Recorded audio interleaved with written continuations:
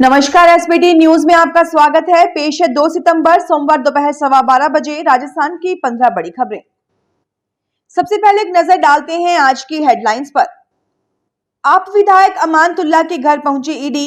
जोधपुर में घर के बाहर खड़ी कार को लगा दी आग। सीकर में जिला स्टेडियम में सेना भर्ती रैली हुई शुरू। आज से हो सकता है 17 नए जिलों पर फैसला। राजस्थान के रामदेवरा मेले के लिए रोडवेज चलाएगा 120 बसें। और अब खबरें विस्तार से सुनिए।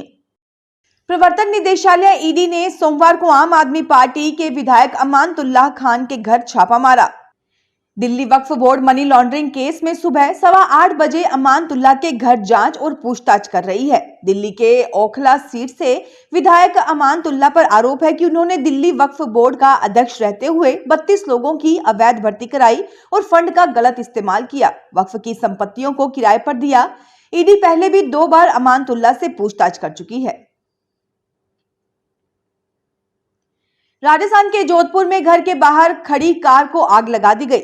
ये घटना सुबह आज शहर के हाथी चौक इलाके में हुई है। पुलिस के अनुसार ये गाड़ी रात को घर के बाहर खड़ी की गई थी, जिसे किसी अज्ञात ने आज सुबह आग लगा दी। आग लगने पर परिवार के लोग भागकर बाहर आए। सूचना मिलने पर पुलिस मौके पर पहुंच गई। राजस्थान के सीकर में जिला स्टेडियम में सेना भर्ती रैली आज तड़के शुरू हो गई है। ये भर्ती अग्निवीर योजना के तहत हो रही है। सीकर में ये पहला मौका है जब अग्निवीर योजना के तहत भर्ती की जा रही है। भर्ती रैली में 5 जिलों के अभ्यर्थी शामिल हो रहे हैं। राजस्थान में आज 17 नए जिलों पर फैसला हो सकता है। सब कमेटी की आज बैठक होगी। डिप्टी सीएम प्रेमचंद बैरवा की अध्यक्षता में बैठक होगी। सब कमेटी में मंत्री राज्यवर्धन सिंह राठौड़, कन्हैया लाल चौधरी, हेमंत मीणा और सुरेश सिंह रावत सदस्य हैं। पिछली सरकार के दौरान 17 जिलों को लेकर फैसला होने की संभावना है। नए जिलों के रिव्यू को लेकर उच्च स्तरीय कमेटी बनाई गई थी। कमेटी के अध्यक्ष ललित के पंवार ने 31 अगस्त को रिपोर्ट सौंपी थी। इस रिपोर्ट पर मंथन के लिए सब कमेटी की बैठक बुलाई गई है। मीटिंग में ललित के पंवार प्रेजेंटेशन देंगे। इन बिंदुओं पर चर्चा की जाएगी कि नए जिलों में कितने जिले यथावत रखने हैं, कितने जिलों में सीमांकन बदलेगा या जिलों को मर्ज किया जाएगा। बैठक के मंथन के बाद मुख्यमंत्री फैसला करेंगे। राजस्थान राज्य पथ परिवहन निगम प्रशासन राजस्थान के विभिन्न जिलों से रामदेवरा मेले के लिए 120 बसों का संचालन करेगा। बीकानेर अगार से 10 बसें 4 से 13 सितंबर तक संचालित होंगी। श्रद्धालुओं को किराए में 50% की छूट मिलेगी, यानी उन्हें आधा किराया ही चुकाना पड़ेगा। मेला स्पेशल बसों का संचालन करने के लिए रोडवेज ने प्रदेश के जोधपुर आगार के मुख्य प्रबंधक को मुख्य मेला अधिकारी एवं फलोदी के मुख्य प्रबंधक को अपने क्षेत्र के लिए मेला अधिकारी नियुक्त किया है। बीकानेर से संचालित होने वाली बसें फलोदी डिपो के क्षेत्र अधिकार में होंगी। जोधपुर यूनिट के कुछ आगारों से रामदेवरा मेला स्पेशल बसों का संचालन भी शुरू कर दिया गया है। राजस्थान में पंचायती राज संस्थाओं और शहरी निकायों के एक साथ चुनाव कराना मुश्किल लग रहा है। ये मामला कानूनी पेचीदगियों में उलझ गया है। राज्य सरकार वन स्टेट वन इलेक्शन को लेकर कैबिनेट सब कमेटी बनाने जा रही है। इसके लिए सीएमओ को प्रस्ताव भेजा गया है। विधि विभाग के स्तर पर अलग से मंथन चल रहा है। एक साथ चुनाव करवाने के लिए अगले साल होने वाले पंचायत चुनाव टालने होंगे। सरकार इसके लिए कानूनी रास्ता तलाश रही है।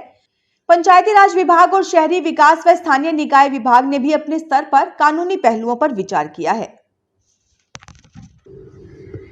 राजस्थान में डेंगू का प्रकोप लगातार बढ़ रहा है। पिछले एक सप्ताह में डेंगू के 600 से ज्यादा केस सामने आए हैं। इन्हें मिलाकर अब तक प्रदेश में डेंगू के 1805 केस सामने आ चुके हैं। प्राप्त जानकारी के अनुसार बीकानेर, जयपुर और उदयपुर में सबसे ज्यादा केस मिले हैं।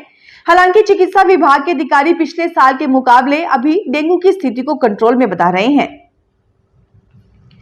जयपुर दिल्ली के मध्य संचालित डबल डेकर ट्रेन 7 माह बाद फिर से रूट पर चलने के लिए तैयार हो गई है। इस ट्रेन के 21 कोचों को अजमेर कारखाने में अपग्रेड किया गया है। यात्रियों की सुविधाओं को देखते हुए कोच में नए सेंसर व उपकरण लगाए गए हैं। इससे यात्रियों, विशेष तौर पर सीनियर सिटीजन्स का ध्यान रखा गया है। रेलवे की सबसे लोकप्रिय डबल डेकर ट्रेन को रिपेयरिंग व अपग्रेड करने के लिए जनवरी में लोको कारखाने में लाया गया था। रेलवे अधिकारियों ने बताया कि Jaipur Delhi Sarai Rohilla Jaipur double decker train में अलवर, रेवाड़ी, गुड़गांव और दिल्ली की ओर यात्रा करने वाले यात्रियों के लिए पसंदीदा ट्रेन है। डबल डेकर ट्रेन को 2012-13 में बनवाया गया था।